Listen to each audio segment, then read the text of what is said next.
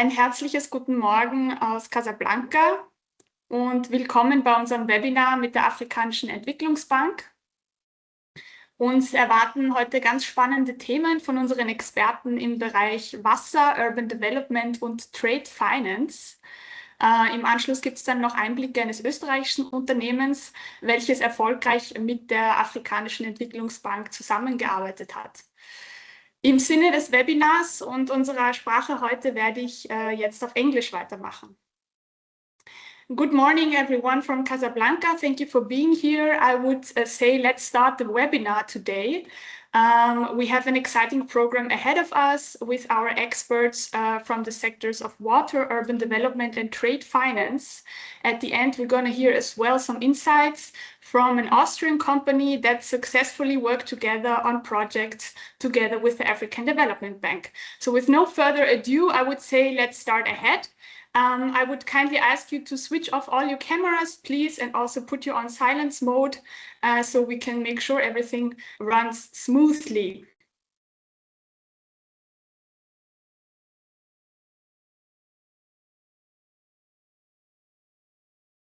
Okay, before we start, I would ask Mrs. Agnes Moser to say a few words. Agnes is the representative of Austria on the board of the African Development Bank. Agnes, the floor is yours. Thank you, Chiara, and good morning to everyone. I just wanted to use this opportunity to introduce myself to those who don't already know me. As Chiara said, my name is Agnes Moser, and I serve as the Austrian representative on the board of directors of the African Development Bank Group. In the past, I've had already the opportunity to engage quite regularly with a number of Austrian companies. So I just wanted to underline going forward, please feel free to reach out to me at any time if you have questions, whether about the bank more generally, procurement and tender opportunities, or about specific projects. I'd be very happy to connect you with the relevant project managers and colleagues in charge. And that's for me. Thank you. Thank you very much, Agnes.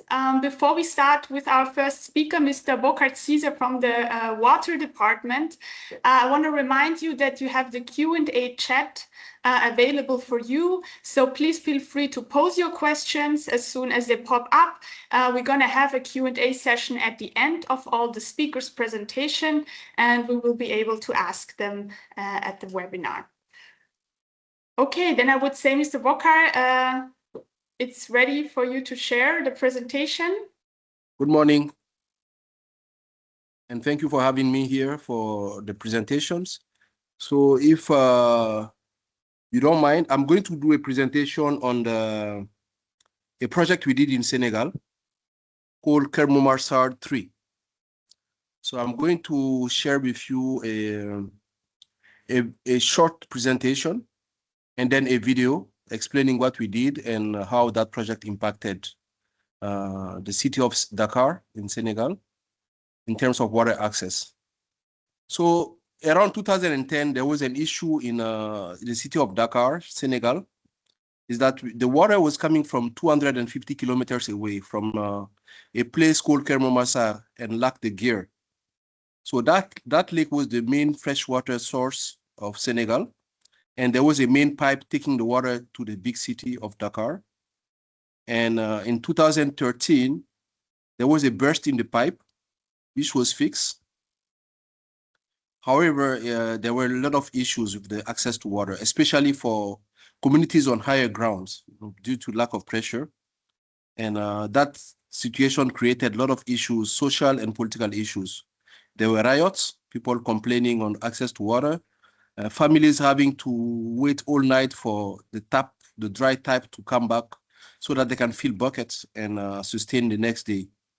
So in that context, the SONES, which is Société Nationale des Eaux du Sénégal, which is the main water utility at the time, submitted a request to multi-donors.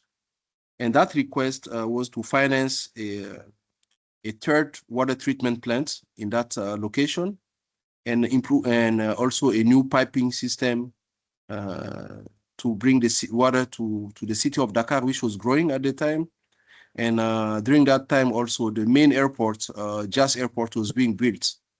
And we're expecting increased water demand from that area, and also from an area called Lac Rose, which is a tourist area and also a growing area at the time.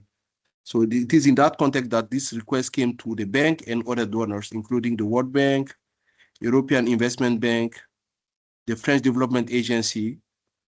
I think there was also the Islamic Development Bank, Jeddah. So the cost of this project was 424 million euros, about 275 billions of CFA. So like I said earlier, the Islamic Development Bank, ADB, French Development Bank, World Bank, and European Investment Bank were all part of this co-financing project. AFDB financed 65 million euros from focusing on the end pipe and also the distribution network. We were able to connect 85,000 households, and especially low-income households, to improve access to water. We had, there was a lot of, the environmental impact, and this project added 200,000 meters cube day to the system. It's not mentioned here, but we also finance a lot of reservoir water tanks to improve the storage capacity of the city of Dakar and the neighboring areas. So this video will give you just a visual of how far the city is from the lake, the freshwater site, and how it was connected. It all comes to connect these three main areas of the city of Dakar, the airport, which is in the Chess region, and also the tourist area of Lac Rose.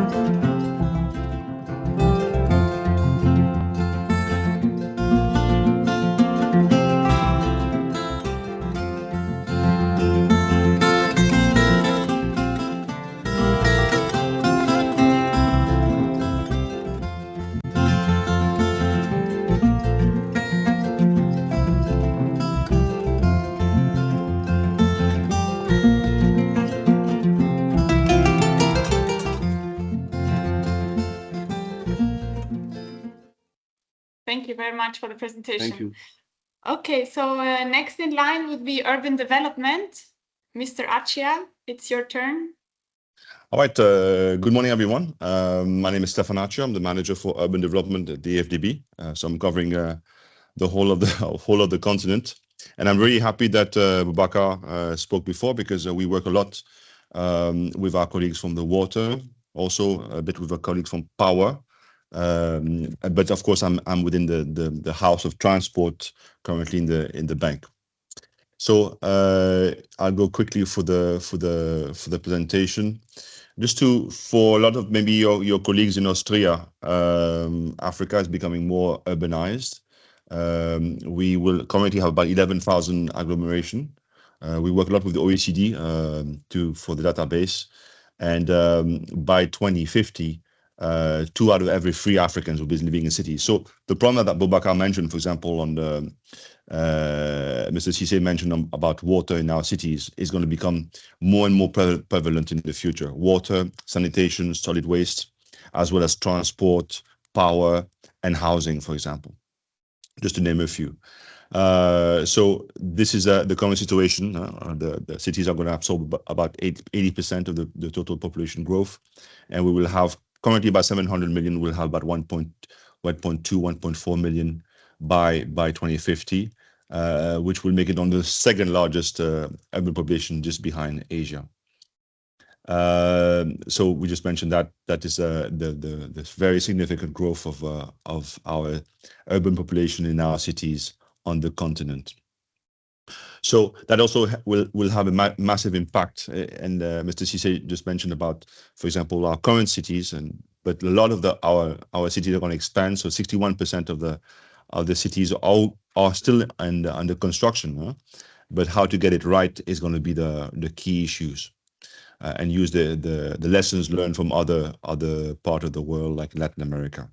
So what has been the answer of the bank? Just a few words. We have what we call the Urban Action Plan, which basically supports governance of our cities, municipal governance, management, municipal finance, planning of our cities, all sector planning. We work a lot with our colleagues from water, for example, the Africa Water Facility.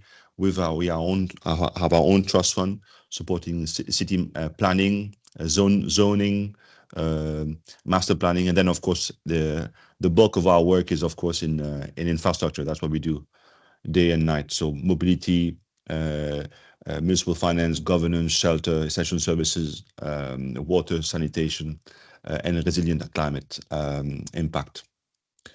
So just to know what we do in the bank, we do 3 things. One is the advisory element, the analytical advisory, city diagnostics, planning, governance, and the likes. Then of course we do transaction. That's the bulk, our bread and butter. Public and private. That is true for water. That's true for power. That's true for transport. What we call sovereign operation or non-sovereign operation. And we also try to do something in the middle called the PPPs. And then at the end, of course, enhancing the capacity of the staff itself. So we have a lot of help to do this. We can do the traditional way, which is our normal lending, for the ADB or ADF. This is like a normal lending or concessional lending. And then you have things like green finance. Our colleagues use it a lot from the various departments. We use it a lot, like the GEF, Global Environmental Fund. And of course, we have technical assistance, and we're very happy to have elements like the UMDF, but also we work with Swed Fund, the Quafec Korean Fund. Veronica is here from Firm, so we work a lot with our colleagues from the resource mobilization team. We're very grateful to them. So we have a thematic to do the work. We do city action program, city diagnostic. So we get a lot of consultants. That's very interesting for Austria. We don't get a lot of Austrian consultants lately on city planning, but I understand that Chiara, that Austrians have a lot of good consultants. But our consultants mainly coming from Africa, but also mainly from France, Italy, a lot from Italy, Spain, and other areas of the world. So and then we do project preparation. We have Koreans, Japanese, French, and so on and so forth. and then the big on municipal finance, the big ones, and the ARUP, the KPMG, sorry, and the others that will help us on the municipal finance. There are city program that are supporting cities in developing investment programs that is being growing very fast. So a lot of consultants we use, so great opportunities for Stria. We're trying to leverage the balance sheet of our cities. Our first operation was in Johannesburg last year, but we're also supporting intermediaries like the Fonds d'Équipement Communal in Morocco. So we do, like any MDB, we have to produce a lot of stuff. One of them is not what we call knowledge products. So we have to produce what we call large documents about the key element about our sector, which is urban development. So I team up. It's because we're a small team, we team up a lot. So OECD is my friends, Cities Alliance are my friends, World Bank, you name it. We work with everyone under the sun. Most important element for a BOS event is who to talk to. And don't all come to me because I'm only one guy in Abidjan, but we are regionalized in the bank. So for example, Mr. Cissé is here, we're covering so many countries. We've mapped up the continent. My colleague Neji looks after North Africa. Shekou Balde, who works, I believe, with Mr. Cissé in West Africa. Ashley in a few countries in the Central Africa, and then we have colleagues from Bobati Moketi looking after East Africa and Victoria looking after Southern Africa. That is a very important map that you can actually share with your colleagues. Example of projects, I mean, we just talked about a project here. We can do things like digitalization of cities. We can do affordable housing, support for, that's something that's coming up much more. This is a project in Togo. Currently preparing the bulk infrastructure and then the detailed element for the implementation of 20,000 housing, which is just north of Lomé. Lomé is the capital of Togo.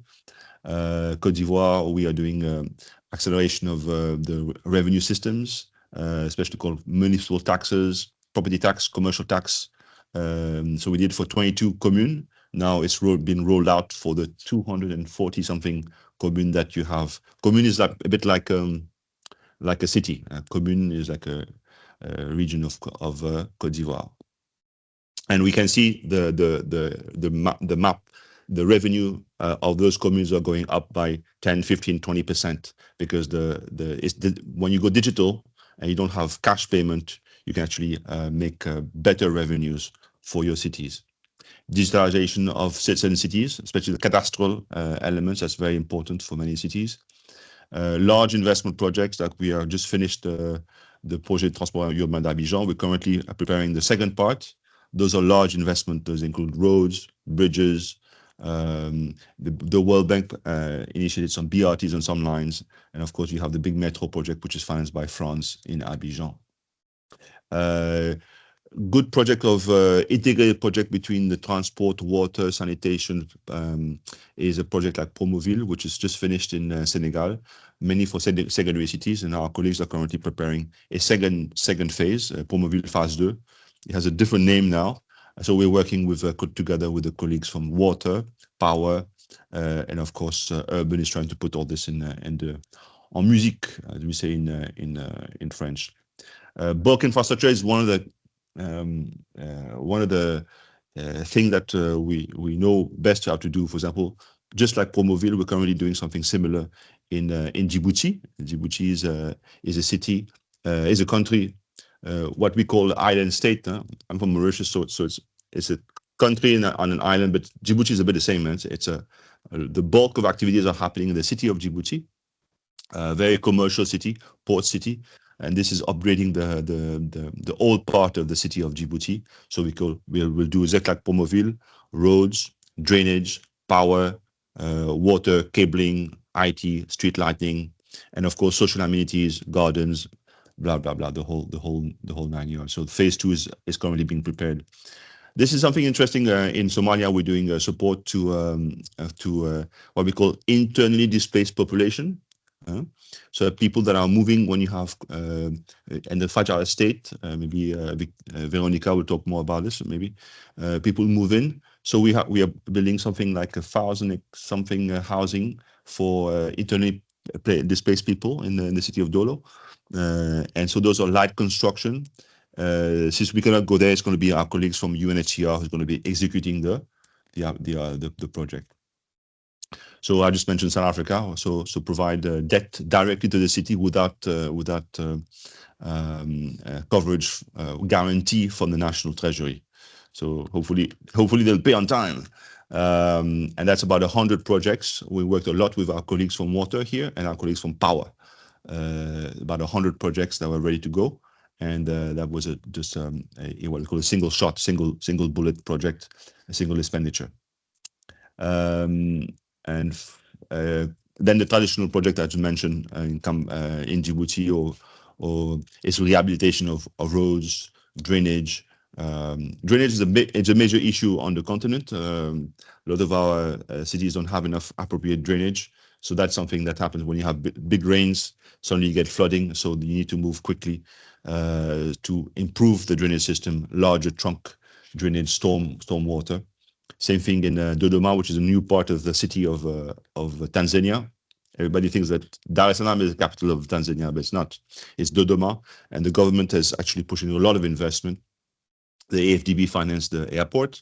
We financed the outer ring road, and my colleagues are putting a lot of money to green the city with money that we got from Jeff. Big thanks to our colleagues from environment to green the city, to do a lot of planting in the city of so 5 million euros of trees. So it's a lot of trees we're putting in Dodoma. Supporting for things like transit cars. We're doing this private sector operation in South Africa with SA Taxi, supporting the improvement of public transport. I'll spend 1 second on this. This is in Kigali.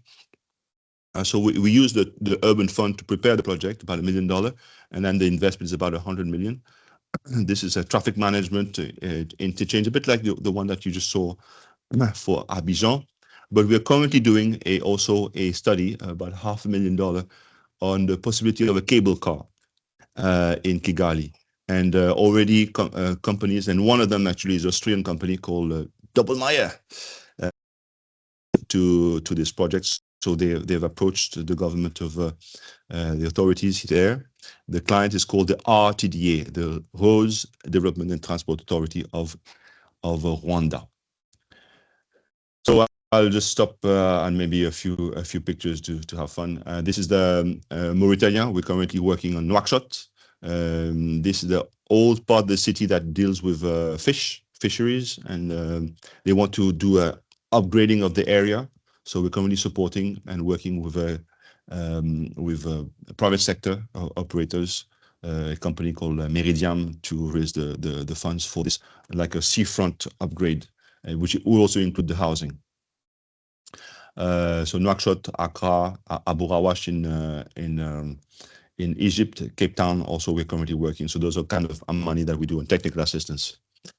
In Accra, also we're working with our colleagues from water for the team of CICE, on the Accra sanitation and sewage improvement project. In Lagos, we're currently working on the mass transit with Lamata, which is the big client there. It's the Lagos Transport Authority, and they currently have about 5 or 6 lines. The blue line is operational. We're preparing the orange line here, and then we are currently preparing for investment on the green line, which is a lot of money. They're requesting. Those are amounts north of $1 billion actually for investment to the green line. So that's something also railway. I know that Austria is strong on railway. It could be on track railway. It could be on systems, guidance, also maybe telematics, maybe in carts. I don't know what Austria produces on carts, rolling stock, but that's something that the FDP is involved. In East Africa, for example, we're doing the standard gauge railway, but I think the Asia is very strong down there. So other things like we're working with Perfect on things like how to recycle waste. We worked a lot with our colleagues from Mr. Cisse's team on the waste management to produce biofertilizers. So we want to upstream this and actually mainstream this in many of our cities. We've been looking at this on 7 cities. Again, working with our colleagues from with water on the Trane, for example, and water losses. Our colleagues, those are colleagues, Mr. Cisse's colleagues in the south. We're also working on things like, if that's of interest to the Austrian, smart city, how to interconnect cities. We're doing two smart cities right now. One in Comoro, so it's francophone. It's in the Indian Ocean, and this one in front of you is in Cabo Verde. Cabo Verde is Portuguese-speaking, Lusophone countries. The bank is also rearranging itself, I understand, to put all the Lusophone countries together. So this is a smart city planning. Cabo Verde, of course, is a good client of the bank. We've upgraded the airport in Praia and the ports.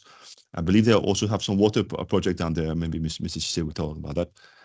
But this is a smart city. They want to produce. They want to arrange one of their islands to become a smart city, a bit in the image of a Singapore or others. So this one will get money from other trust funds like the Indian trust funds or others. South Africa, we currently are helping them on their climate resilient infrastructure planning. In view of course, to get some business with them, a bit like COJ on subnational finance with Cape Town. But then again, Cape Town is a very good credit municipality, so everybody wants to be a client of Cape Town. I think that's enough. We are supporting Benin. Egypt, we just mentioned about that. I will spend too much time on this. And pipelines, I think I will just mention about pipelines. Student housing, that's housing is going to be one of the big demands in the future. So if Austria is interested in this, if something that you think is one of your niche, both social housing, affordable housing, and of course the high end. But as a AFDB, we're more interested in social housing, and this is a student housing, with the private sector in East Africa. Very nice, by the way, very nice accommodation. And BRTs, public transport, that we are preparing for Nairobi. Hopefully those will be, I don't know if that's something that the Austrians, I know that you have big traffic control systems in Austria, so that's something that you can actually get involved. Yeah, you just mentioned about Comoro. Addis is a big, beautiful city. Lots of improvement. I could actually show pictures that we helped in the river area, and the Italians, not the Austrians, but the Italians provide a lot of funds to upgrade the investment on the Segre River. Fantastic project. So basically, you had rivers that were really horrible, big time horrible, with waste going direct in the river, and we provided design on this, and the Italians were very happy to finance this. Actually, it was an Italian firm who actually did the studies, and they did the upgrading for this, and the results are fantastic. I should actually put some pictures. At the same time, we're currently doing support to the mobility system. Why? Also because we are lined up to finance the new airport of Addis in the south, a place called Bishoftu International Airport.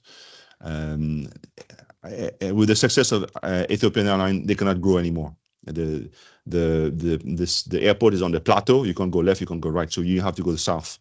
So that's a mega project where the bank is. So we're currently supporting on the link between the airport and the city, and also improving the infrastructure inside the city. There, I think I've spoken enough, and we can actually have some other discussion. Again, we're somewhere between. We are working with our colleagues from water, but I'm under the transport house, but also I work with colleagues from the financial services, like PIFD, which is a financial services system. But that's what we do morning and afternoon. Back to you, Chair. Thank you very much, Mr. Acha. This was actually very insightful, and thank you for displaying all these multiple projects and opportunities Austrian companies can engage in.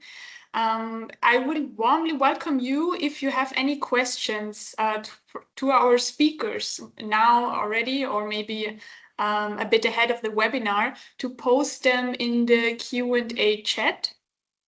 Then at the end, we're going to have a Q&A discussion. So I would say we go up to our next speaker, Mr. Côte for Trade Finance. Hello, Chair. Can you see my screen? Yes, we can see your screen. Thank you. Okay, no, really thank you for inviting us to join this important event. We second our colleagues, Boca and Stefan, who did the presentation on water and urbanizations, which require fundamentally inputs and material for the construction and any related building aspects. And trade is key. One may ask why FDB, a development bank involved in trade finance. Maybe just to pose a context, and also I like the rationale of why we as development bank we've been in this industry. Just to let you know that we are providing a kind of additional layer in addition to traditional actors that are local banks and confirming banks in the ecosystems. But we previously worked at setting special vehicles to support trade on the continent. That being said, critical aspect of what is done under water inductions, construction, and urbanizations require material equipment. And this could not be achieved without effective availability of these inputs, and this done through trade.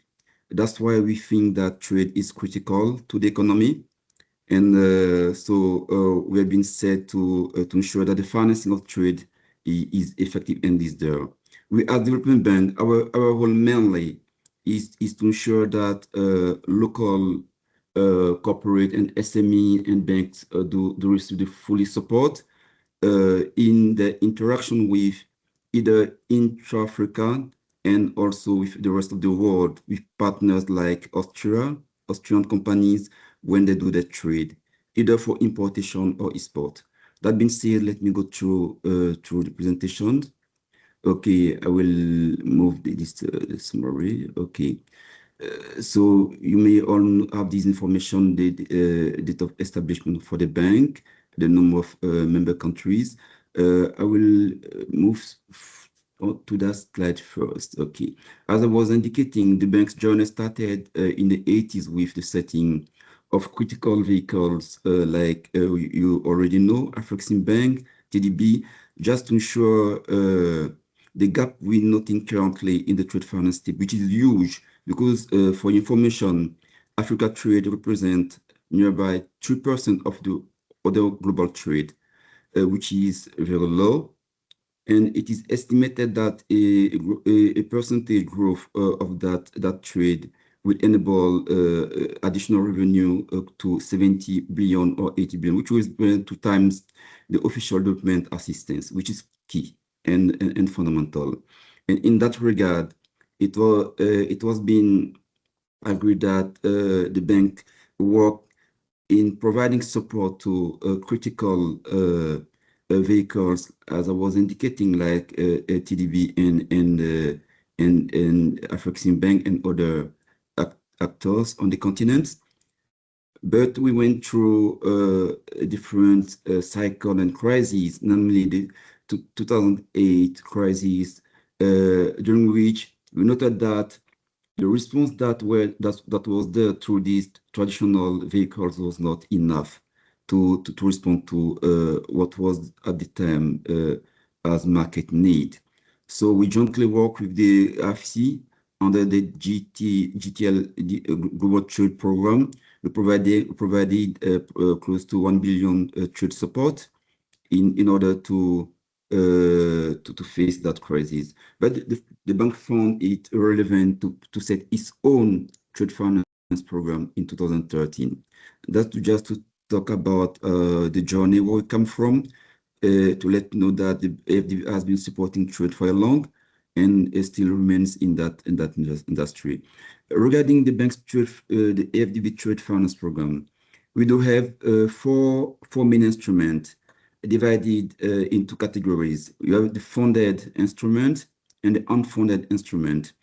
But what may be relevant here and for the Austrian companies that I assume are mainly on the export side, meaning exporting goods and equipment in the continent, goods that may be related to urbanization or water supply and other related equipment. We have been supporting these since 2013, and as of today, we covered more than 8 billion trade transactions, of which 20-25% related to material construction equipment. That's just to give you an idea of what have been achieved so far. And these have been achieved mainly through our trade guarantee instrument, because we do have liquidity instruments that are trade finance line of credit and soft commodity finance facility. We do have also the risk participation agreement, that's a guarantee instrument, and the transaction guarantee instrument. Okay, let me scroll. Yes, it works. Is it fine now? Perfect. Yeah, you can go on. Okay, Thank you very much. Yeah. Yeah, so I already covered, I mean, our journey in trade finance, the wide rationale why we are in trade finance. I spoke about the instrument that we currently have, but mainly and most important, I did a connection with these instruments and what was presented by Boca and Stefan, because currently the impressive job the bank is doing under water supply and urbanization. These are possible thanks to the availability of the raw material, of the equipment, and this done through trade. So trade is critical for all these. And we're doing this through 4 key instruments, 2 liquidity instruments, trade finance line of credit, that are mainly for intended to local banks. We do have also the soft commodity finance facility intended for aggregators, and we do a risk participation agreement. That is an agreement under which the bank, the FDB, partner with Global Confirming Bank to provide them capital relief in order to enable them at the confirmation on letter of credit issued by African related bank, but in favor of exporter that may be in Africa or not in Africa. It may be the case for SME or Austrian companies exporting in Africa and requiring more comfort through confirmation of letter of credit. This instrument is on a portfolio basis, and it is not silent. So that's maybe one reason is unknown by the public. We do have also the transaction guarantee instrument, which is relatively new. It plays similarly the same role as the guarantee risk participation agreement, but it is on a single basis. It's important noting that under this instrument, we do only interact with FI. It means that we're not providing any guarantee to any SME or corporate, but through the FIs, the corporates and SME to benefit from the effect of our guarantees. So these are the instruments I was referring to, and the underlying related instrument that do support. So you do have the pre-shipment and post-shipment financing for the TFLOC, but TFLOC, as indicated, are mainly intended to local bank, so commodity for aggregators, and we do have the risk participation agreement. The underlying or letter of credit is typically in standby letter of credit. Typically, the type of instrument that is of interest maybe to Austrian actors and banks exporting in Africa, because it enables them through their confirming bank of choice benefit from the comfort of this global bank through the confirmation of the letter of credits. But this thanks to the guarantee this global bank may receive from the African Development Bank, so that it triggers a capital relief. So you have here some features of some of these instruments, starting with the repartition agreement, and I just provided a slide description. So an arrangement with a global bank confirming bank, under which parties decide to share the default risk on a portfolio of trade-related transactions. So quite clearly, it is an instrument that has demonstrated internally its relevance, because we covered more than 4,000 transactions since inceptions, and with more than 7 billion trade covered. And I indicated that the part of construction material represented 25 to 30% in that structure. Just to give you an idea, okay, so we have in here the African Development Bank partnering with the confirming bank. So we do have a RP agreement, and under that RP agreement, the confirming bank is willing to cover trade-related instrument, meaning letter of credit issued by issuing bank based in Africa. And the confirming bank may not mandatorily be an African-related global bank, but working mainly to provide comfort to the exporter. And in this case, the exporter may be an Austrian-related company, so also interacting with an importer that may be in Africa. This instrument has characteristics, a tenure of 3 years, and our cover is up to 50% of the credit, and the pricing is market-based, but this is mainly for global bank. But at the end of the day, the benefit is mainly for the exporter that received, I mean, the confirmation of the letter of credits that is done by the confirming bank, but thanks to the guarantee of the FDB.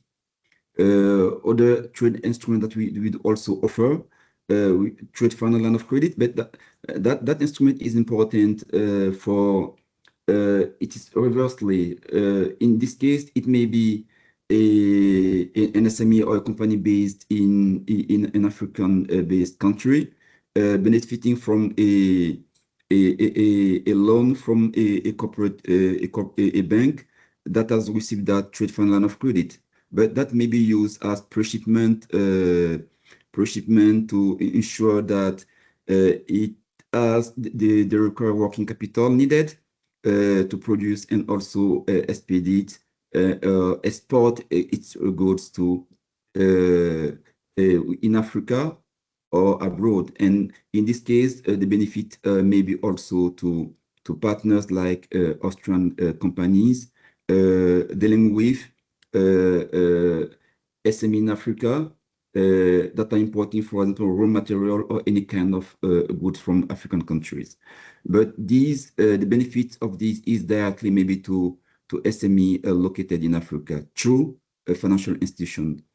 But indirectly, it may also enhance or support trade data between African-related counterparties and Austrian-related counterparties.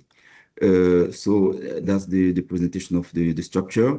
You see that in that structure is only the AFDB, okay? And we do have also the local FI and the importer or exporter, which is key. In that case, an exporter dealing with an Austrian company benefiting from these funds may enhance its working capital and hence have more room to produce and be in a position in better capacity, better shape to face its obligation when dealing with companies abroad. Yeah. So features maximum of 3.5 years. Okay, ballot payments and pricing is market-based, we may take security collateral. But this facility is mainly intended to African local FI. Let us move to the third structure, which is soft commodity finance facility. This is mainly intended to target commodity aggregators, and it aims to support related small producers on the ground through a kind of commodity aggregators. We did such facility with big names in the trading industry, like Sudan, ETG in the east of Africa, and it has supported critical goods commodities of commodities like cocoa, beans, tea, and so on. Yeah. So as a feature, okay, it's the same structure like the trade line of credit, except that in this case, the obligor, the counterparty is the commodity aggregator, not any FI.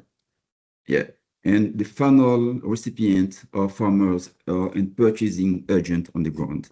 So here as well, we have a tenor, but in this case, the tenor is 2 years, and we may require collateral as this is senior debt obligation. Pricing is also market-based. And the final instrument that is similar to the first one I did present, that is a participation agreement, that's a guarantee. Here is the transaction guarantee.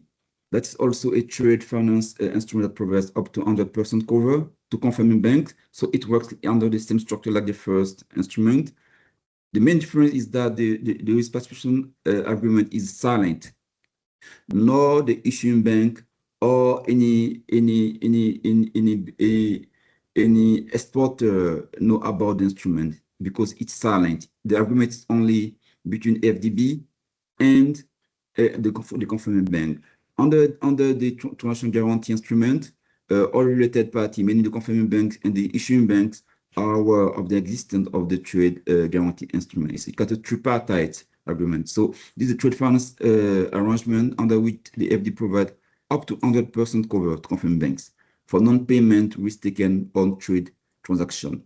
It clearly means that any Austrian company exporting to Africa and dealing with a global bank that is eligible to the program can benefit from that. And easily, the global bank can easily confirm trade-related transactions because of this agreement, but mainly due to the capital relief that the bank will provide that will cover 100% of the risk supported by the confirming banks. So this it's similar instrument like other key main DFI like IFC, BRD, do Earth. So this instrument is currently growing. We're growing with that, and is fully relevant to the need of key partners like Austrian companies, but dealing with the bank. So in our structure, and as we initially presented, the tenor of the underlying transactions, meaning that if you consider, for example, a letter of credit agreed between an exporter based in Austria and a water supply material a company based in Abidjan or in Dakar or in Djoubou may benefit from this instrument simply by leveraging the effect through the respective FIs in the two countries. Meaning the company in Africa will reach out its bank, local bank, to issue the letter of credit. Okay, and if the confirming banks is as well in the program, and this could benefit fully from this program, and the confirming bank may receive fully the cover from the FDB, and this will facilitate and our objective is that this instrument really contribute to the growth of what we currently see as trade trend between Africa and the rest of the world. So the main product that we may recommend at this stage under this BOS, all the other related instruments are important, critical, and they fully have the sense as they're connected. They don't have any clear impact incidence on how to support and trade, but trade fund guarantee by dealing with the banks either in Africa and in Austria or in any related country, because Austrian businesses, SMEs, corporate may benefit from the confirmation of any banks in the world. So that's what makes this interesting. So it may be a bank in Europe, in France, in UK. If the exporter is fine with the confirmation of that global bank, and that bank is part of our trade guarantee program, then it makes it work. So we think that our trade finance guarantee is practical, is having high impact, and maybe it helps reduce counterparty risk, reduce payment risk, and so on. So we do really encourage parties, people, counterparty involved. It also enables exporters to access new markets. That's a bit the case for as per what we do understand under this BOS. Austrian company willing to take a new market. Clearly, if these markets are underserved from a trade finance perspective, that's the fully instrument that fits under that structure, because global banks that may not be comfortable with these countries, but thanks to the presence of the AFDB, that could facilitate, because we are rated AAA, and our guarantee are accepted by part of the global banks in the world. So it also, to some extent, help lower the transaction costs for both parties, and maybe improve the pricing. So next, what we may say is that, okay, trade, we know, as indicated, an exception is the key driver for economic. So, and Africa is strategic partner as per its position and currently the growth note in the continent and the potential that it offers as well. As far as the market size growth, demographics and resource endowment, and we think that there's real business opportunities for companies based in Austria for them to deal and to have more success in the continent. But this may be supported by our existing instrument. We may spoke also about the African continental free trade areas initiative, which is currently ongoing, but that's also assumed and designed to help reduce tariff and non-tariff barrier across our 54 African countries. But normally, all these trade finance initiatives are, as I indicated, really in connection with what is done on the real economy, because my colleagues Boca and Stefan, they presented you some of the big projects they're working currently on, and these are impressive. But I mentioned that it's critical, for the success of this project, that availability of key input and recurring material equipment are there, and this could not be done without trade. So trade is key. So through our instrument, we aim to support the rapid urbanization and industrialization, okay, the growing demand for machinery, okay, expanding middle class, major investment in energy, agriculture, manufacturing, and so on. So finally, what may may benefit to Austrian SMEs, okay. Potential is there, okay. We see huge potential for you guys to expand your export footprint, but as well as to import as well from the continent, because we do have, as indicated, some levers on which you can activate, and that will be easily used by your related partner on the ground to help them, for example, foster the supply of the raw material you may need, or some of the type of critical goods that Austrian company may also require in the manufacturing process. So through this mechanism in the African Development Bank, we may clearly see that the trade finance program can mitigate payment risk and transact with greater confidence. So our guarantee can be a real trigger and also foster and facilitate what's ongoing through this very important initiative by Austrian authorities, aiming to do more in the trade finance space, and that mainly will enable reduce payment risk, country risk, access new market, ensure that you deal with a reliable African banking partner, and also the ability to scale export. On these, may say that the potential once again is there, and we are fully available to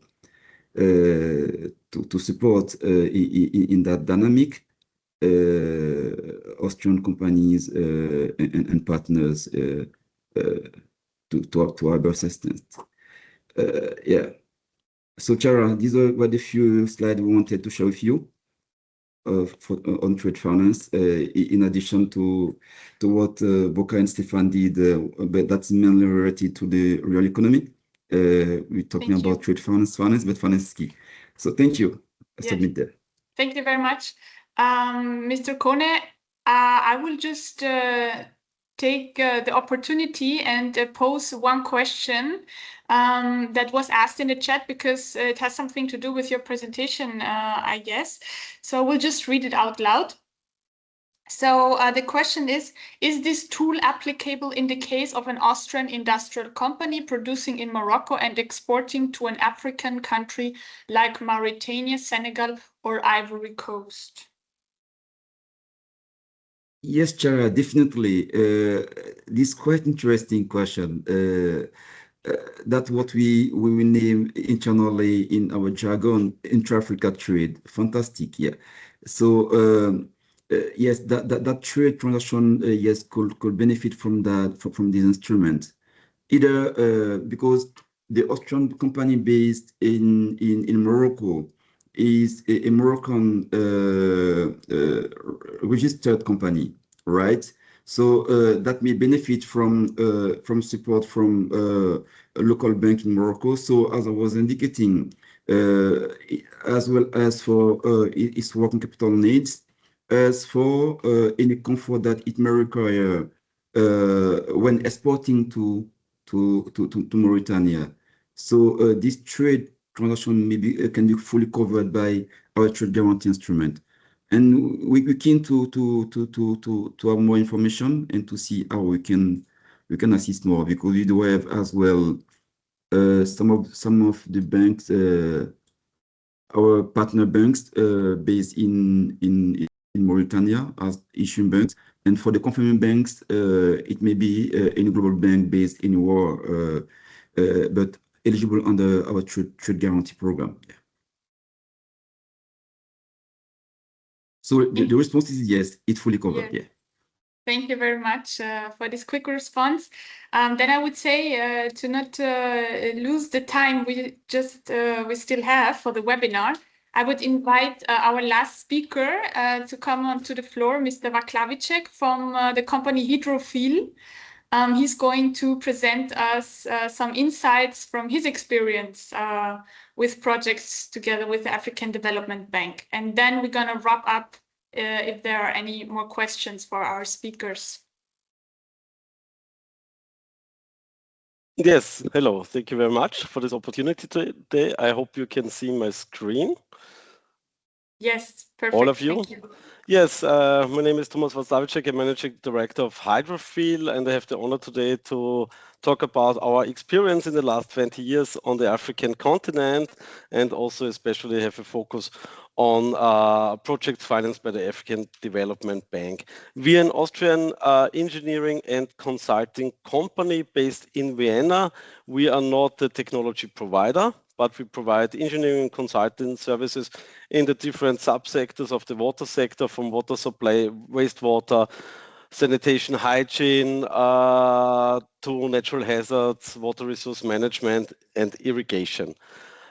We also try to serve the clients during the entire program or project cycle. So we start in support with the water sector development. For instance, we have been accompanying the Ugandan government for almost 15 to 20 years in the water sector reform with the decentralization. For instance, we do identification of projects and programs, master planning, feasibility studies. We do also procurement support, later then design supervision, in between all different kinds of advisory services, and we also do evaluation. In a nutshell, just to introduce what Hydrofill is doing and also not doing. We implemented more than 200 projects financed by international financing institutions, World Bank, EBRD, African, Asian Development Bank, but also UN organizations. And you can see at the world map that Sub-Saharan Africa is one of our strongest regions. I think we implemented around a third of our projects in Africa, especially Sub-Saharan Africa. So how did it start? Hydrofill is also a spin-off from the University of Life Sciences in Vienna, and there was a group very much interested in doing development cooperation in the water sector.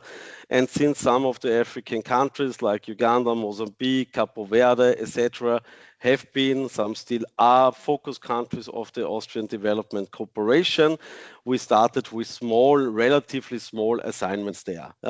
But then the assignments became more and bigger. And we always tried from the beginning to not only to build the experience and the references, but also to understand the local context, to start building networks, being in contact with potential partners, local companies, etc. So it's about first building credibility. What worked for us? For me, it was always important to use every trip, every mission, also from our staff, not only to do project work and visit the project, but also to use these trips to meet other interesting parties and stakeholders outside the project. So you can go to the ministry, you have local partner companies, you try to identify them, meet them maybe before online, ask them, are there other institutions worth visiting? Do you have some contact persons? You can visit other water utilities, other potential clients and beneficiaries, but also international organizations, and of course, AFDB. I mean, every time when I'm in Nairobi, I will try to get an appointment at AFDB, talking with some different guys responsible for the water projects. And it's easier if you organize this if you have a local partner, for instance, or you can ask also someone else you're trusting in the water sector in these countries. So this building up the relationship was always very essential for us. But how did we win the first AFDB project? There was no shortcut. So based on our references we have collected before, we just applied at the open international tender. We submitted our bid, and then we were selected. I mean, you can't win every bid. There's also high competition. But I mean, what is making the difference? Of course, you need the relevant sector experience. You have to be good in the field you're working in. You need a solid track record. You need the references, but it's also about your partners. So if you don't have sufficient references, or you can't fulfill alone the requirements in the terms of reference or in the tender documents, yeah, you might think to take a partner on board. Yeah, you might think, yeah, if you're going to be the lead partner or not, or maybe another international company can be. You also think about the right local partner company with the right staff, the right references, the right services. Yeah, and sometimes maybe it's easier to enter a market or to get the first project with a new client when you're maybe the junior partner. Yeah? So this also worked for us in the past. Yeah? So, and a continuous engagement in the region, yeah, is also very interesting to build certain consortiums and partnerships with other companies for bidding at bigger projects financed by AFDB or other international financing institutions. So working with AFDB, I would say there are two different ways. Yeah, so there are projects where AFDB is the client directly, and there are other projects where AFDB is financing a project, but the client is maybe a ministry or a water utility, etc. And this is a big difference. Yeah? So for instance, we had projects, I mean, today it was mentioned several times, GEF, the Global Environment Facility, is one of the climate financing instruments by the UN, and the AFDB is a GEF agency, and they can hire a consultant to support them to develop this application and describe the project. So we did this also for the African Development Bank. For instance, it was a project in Uganda. And yeah, there you are in weekly contact with them, I would say, yeah, almost to do this. And when there are projects where the AFDB is only the financing institution, yeah, it's also worth to stay regularly in contact to have with the responsible person at the African Development Bank for this project, to have a proactive update, or when there is a problem coming up early, that you may ask for a call. Yeah? I mean, they're also happy if they don't want to be involved in the daily project business, yeah, but sometimes an update is also very helpful for them. Yeah, as I said, working with AFDB as an institution, I mean, you have to first of all, and today Ms. Moser is also here in the meeting, there is a representation at the bank, but what was even more important for us, yeah, there are different project officers, and usually they are very cooperative. Yeah, I mean, they have also the experts for procurement, for environmental, social safeguards, whatsoever. Yeah, if there is an issue, you can always ask for a clarification call. Yeah, be just with them in contact. It's about also understanding the bank, understanding yeah, how they see the project or the program. Quite often you work in one project, but it's part of a bigger program. And sometimes also their expectations are a bit different than of the beneficiaries. Yeah, they may have a different interpretation. So it's good to have always this steady communication, yeah, and relationship with persons at the bank. Yeah, so, and sometimes just to listen also to them, what are their expectations, what are their certain challenges. I'll give you an example. It was during Corona, there was a lady from the AFDB. She got stuck in Vienna when this lockdown started, and then she stayed longer there, and they had a meeting, and she was telling me that they had difficulties to find the right consultants for the GEF applications. Yeah? I mean, because when you do it the first time, it's really tricky. You have to learn how to do that. It's not the normal, usual consultancy work.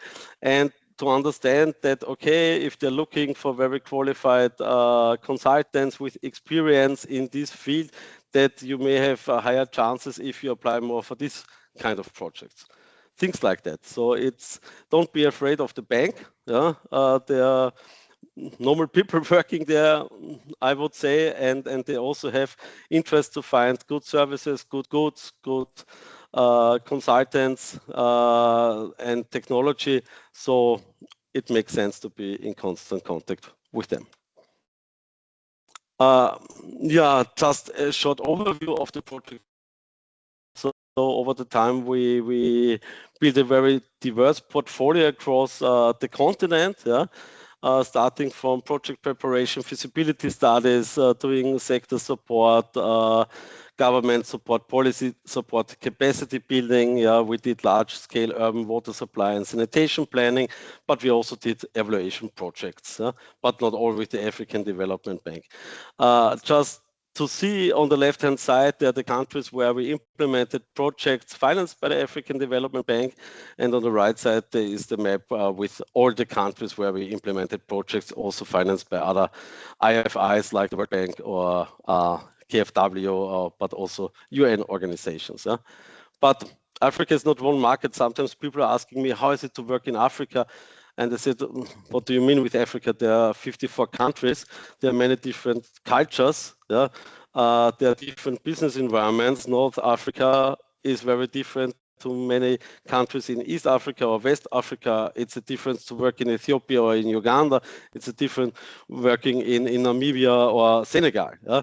So to understand this, that it's a very big continent with very diverse environments. Yeah. But if you want to work there, it's good to understand over the very country-specific context, or the regional context. And we usually implement projects together with a partner company. And when you have established these partnerships, they can also help you very much to understand what is going on in the country, in the projects, in the programs within the ministry, within the water sector.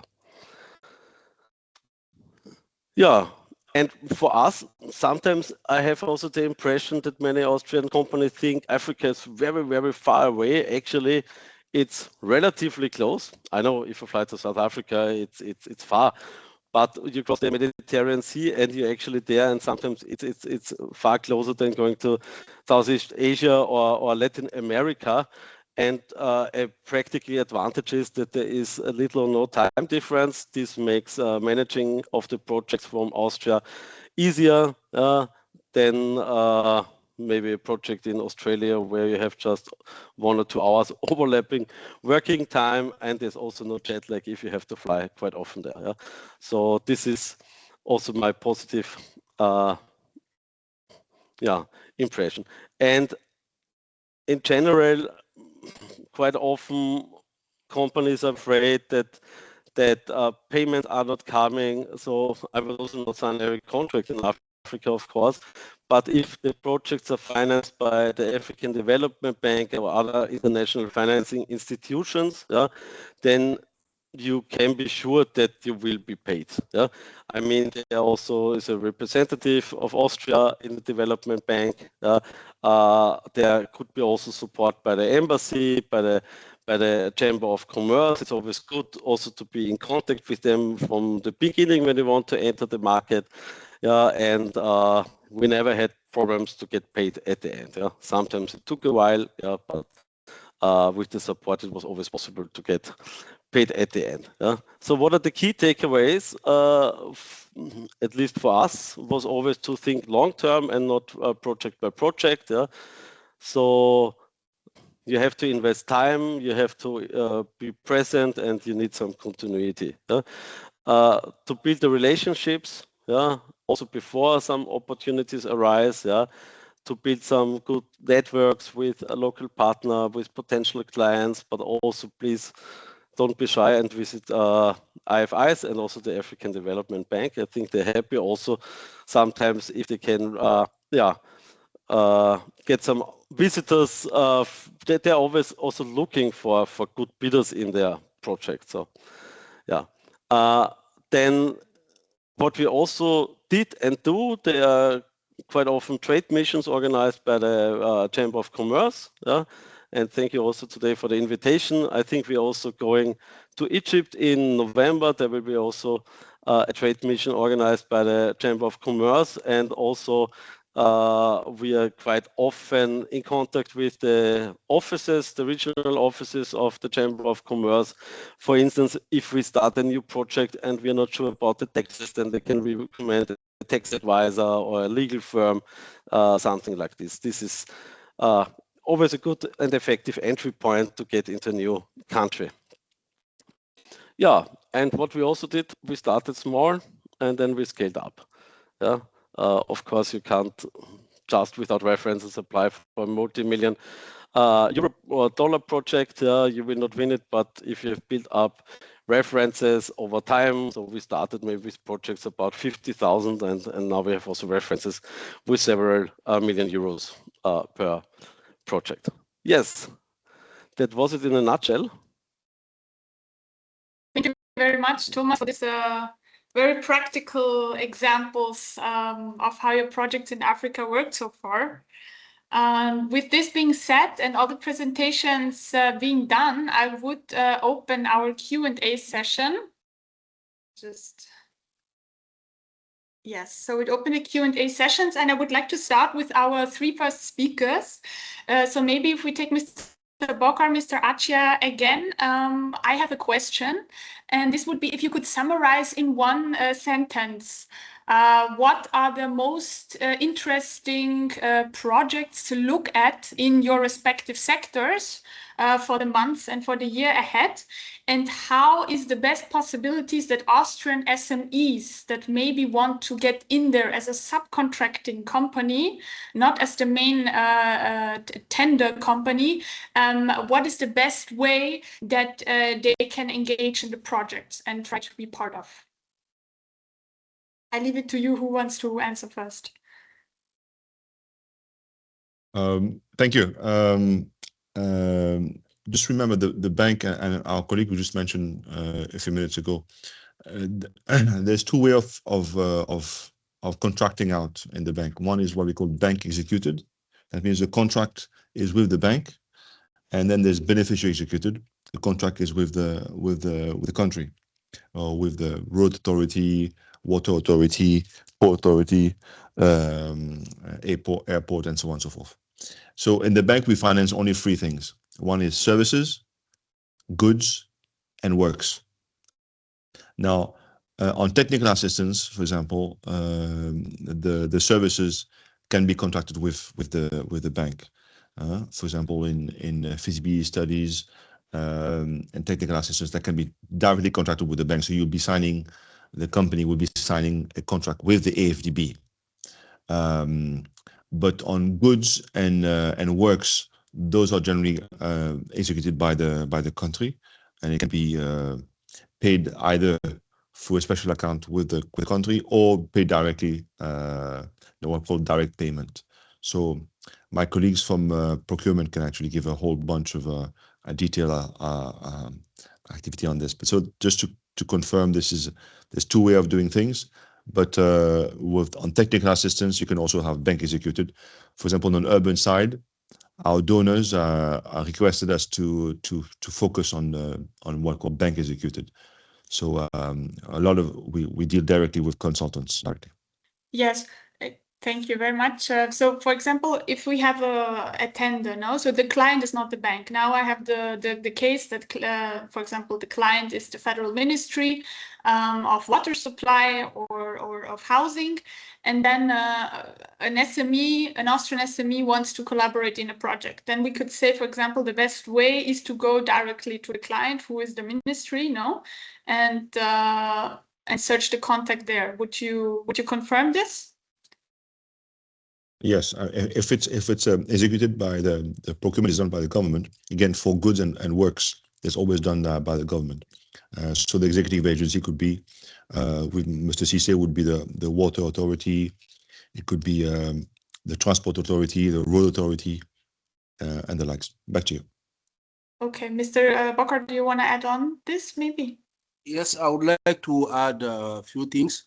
Okay, maybe somebody can answer, but after I can give you specific examples. But I don't know why are you focusing on being subcontractors? Why not main contractors? Because some of these contracts can be also smaller, can be more in line with where you have competitive advantage. Anyway, just to add to what Stefan said, two important things. We are not the main. The bank is financing, so the one to be contacted is usually the country through the executing agency. Like he said, it could be the water utility company, could be the ministry in charge of water resources, in our case, for water supply and sanitation. And usually the bank sets up a project coordination unit within the executing agency that is in charge of implementing the project, including procurement. And one thing to know is that when we have a bank-approved project, we have a procurement notice that is published on UNDP website, and also specific procurement notices for each for the said activity that is also published there, with contacts of the project coordination unit within the executing agency. They can contact these structures and submit and compete. And I think they have a lot of chance to come in as the main contractor, or they can do a joint venture with local companies if needed to win these contracts. The way the question was asked, I think for the upcoming pipeline, we have water treatment plant expansion projects in Zambia, Rwanda, Senegal, and Côte d'Ivoire in the pipe. So this could be interesting, but just to highlight here, they have all chances to come in and compete as main companies, or set up a joint venture with local companies, or even with other European companies to come in and compete for these contracts when it is time. That's all I wanted to add. Thank you. Thank you very much, Mr. Bokar. I have Mr. Vaklavicek that wants to add on this maybe. Yes, because it's kind of our daily business. We do business development for also 25 years, and we screen all the tenders. So in general, there is really no shortcut. Yeah, if the AFDB is the client, or the beneficiary is the client and the AFDB financed, yeah, you have to see that request for proposal. You study the requirements. You see, can you fulfill all the requirements? Do you have realistic chances to go as lead or alone? And otherwise, yeah, you might team up in a consortium, in a joint venture with local partners, with other international partners. But if the ministry, for instance, is the client, they will not tell you join forces with this and that company. And if they do, you should be careful. Yeah? So this is part of the business development, to find out what are your potential partners in this market. Sometimes they're competitors, sometimes you can bid with them together, and then also try to find out who has the better references and how to set up the consortium. But you always have to start from there, and there is no shortcut, and they will not tell you you go with them. So you have to look for your partner, and even if it's the lead partner, yourself usually. Thank you. Thank you, Thomas. So I have a follow-up question on that, what you just said. So if a company, for example, says, okay, I'm interested in a certain project, but I don't know how to start. He goes to the bank, for example. Would it be then a good idea to find a project manager of the distinct project and first talk to him to find out more background information? Or would you directly go to the client, for example, the ministry, and listen, okay, at what stage is the project? Are there still open lots? How can I collaborate? Usually, this you see in the tender documents provided by the client. Yeah, there should be the background information and all the details. There is always a contact person as well, responsible for the tender process, where you can ask clarification questions. Yeah, because if you have the feeling that you need more information on the project and it's not sufficiently described in these RFP documents, then you can, of course, ask these clarifications. And usually there's also a deadline until when you can ask them. I mean, if it's an open tender process, it's a bit dangerous just to go to the project officer. There, I mean, others could think you have no advantage if you get additional information, and usually these tender officers are very careful. Yeah, I mean, if we need more background information, usually we go back to our local partners, and these local partners we have identified before. So usually we check what are the local companies doing design services for water supply, flood risk management, other advisory services. So you identify them, you have met them, and then you say, okay, this sounds interesting, and if there is an opportunity coming up, like a tender in your country where we could join forces, then we meet again. And these companies usually they can also help you with some insights, because they know the sector better than you. This is, but as I said, there is no shortcut in my point of view. And if yes, I would be happy to hear that. Yeah. As well. So that's great, because as you mentioned, it's important to really span this web of a good network before you enter into a market. And if you have really projects also to show that you already did, I think to have good references, and this always helps. And as you just said, the network is very, very important in these markets. We have a question in the chat from Mr. Flügel, and it's, I have a project of delivery of Austrian technology negotiated with the client. How can we get a loan for such project? I think it would be rather a trade finance question. So Mr. Côte, that's for you. Sorry, Chair, can you come again, please? Yeah, I did not hear well. So the question would be, if I have a project of delivery of Austrian technology negotiated with the client, how can we get a loan for such project? Client is public state-owned. So if I will understand the question, the Austrian company is based in Austria, right? Yes, exactly. Yes, okay, maybe I'm afraid. As per the bank's mandate, our facility intervention and loan that we provide are mainly for company based, but we may deep that's for what I know currently. Yeah. So under this current, circumstances and conditions, a company based in Austria, not sure under the trade finance instrument, it may benefit from our trade loan. The trade loan that we provide are mainly for under the soft commodity finance facility for aggregators based, established, registered in Africa in one of our regional member countries, or if it is a working capital needs, that is through a local bank. Yeah, so the Austrian entity based in Austria may not be eligible to our trade finance instrument, our liquidity instrument, but it's a guarantee instrument. For example, a letter of credit that may be discounted by the global bank. Yes, in that scenario, but not direct liquidity received from AFDB. Yes, but for example, if the public state-owned client gets a loan from you or from an African bank to purchase this Austrian technology, then this would be also a way, no? For example. Yeah, no, in that case, what you're saying is that a national company benefiting from a loan from the AFDB under a trade with an Austrian company.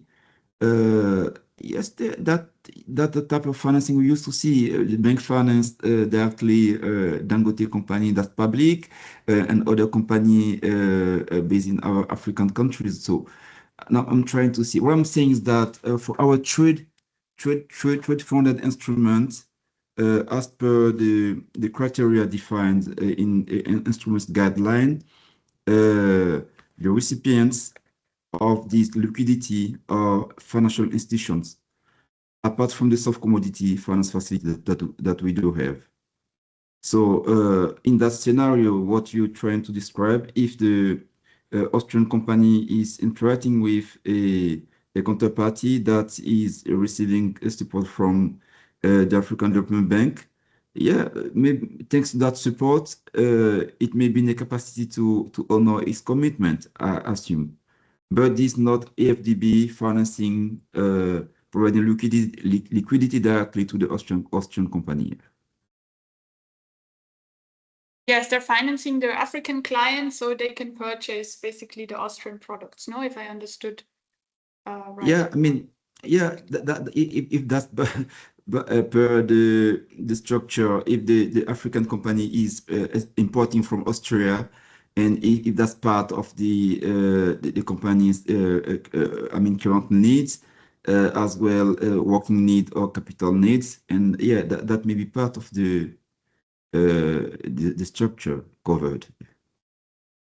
Yes, I have a one short follow-up question, maybe interesting to some of the participants as well. How is it if an Austrian bank wants to approach an African bank for a project? So there can be a common credit line issued or something. Is this something that you encounter? Yes, this can be available under the applicable, eligible under the our trade program. In this case, it may be under a form of trade loan that maybe the Austrian company is providing to the African, I mean, rather the Austrian bank is providing a trade loan to an African bank. Yes, if in that scenario the Austrian bank and the African bank are under the AFDB trade guarantee program, that could be covered purely through the tripartite mechanism, meaning that the obligor, that is the African bank, local bank, will receive the trade loan, and based on the trade loan agreements and all the related underlying justificate documentations, the Austrian company may benefit from the capital relief in that case. It means that the burden induced by the loan by the Austrian company may be relieved by the guarantee provided by the AFDB. So yeah, that structure may fly, but the Austrian company should be playing the role of the global bank, providing a trade loan. I specify trade loan, or it can be a bank acting like a company bank on the trade finance space. So yeah, under this the structure may fly. Okay, great. Thank you very much. I hope the question was answered. In case not, please just let us know via the chat. I saw also a few times some hands raised. Yes, 2 participants, I think, raised their hands. Please, if you would be so nice and write in the chat the questions, then so we can pose it. We still have a bit of time.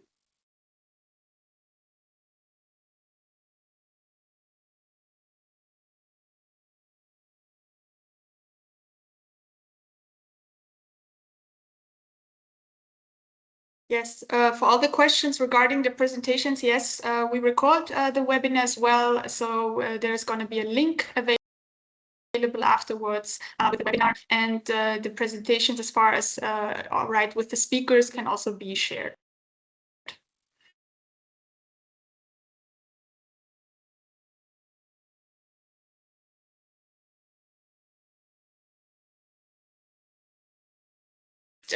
During the time, maybe there's some other questions that might pop up.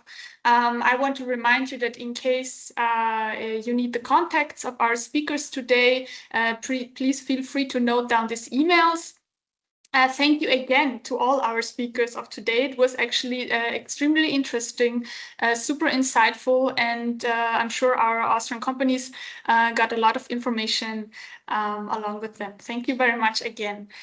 Also, if you have any questions regarding work together with the African Development Bank projects, any question that might pop up, please feel free to write us an email to casablanca@wko.at, and we'll be happy to connect you with the respective counterparts at the bank or help you.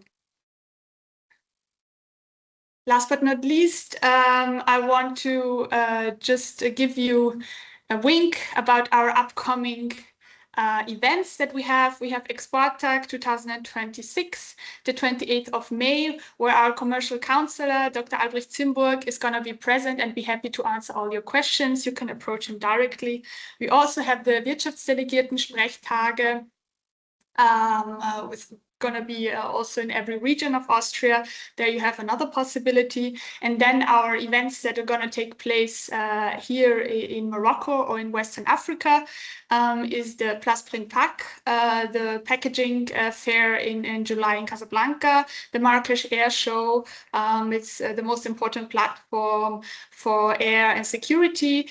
And our next economic mission to Côte d'Ivoire, where I'm sure we're going to have another meeting with the African Development Bank, is approximately going to take place at the first section of year 2027, because we just had one in February, where we also had many interesting companies and also companies that visited the bank and could talk directly with experts from procurement or from the various sectors.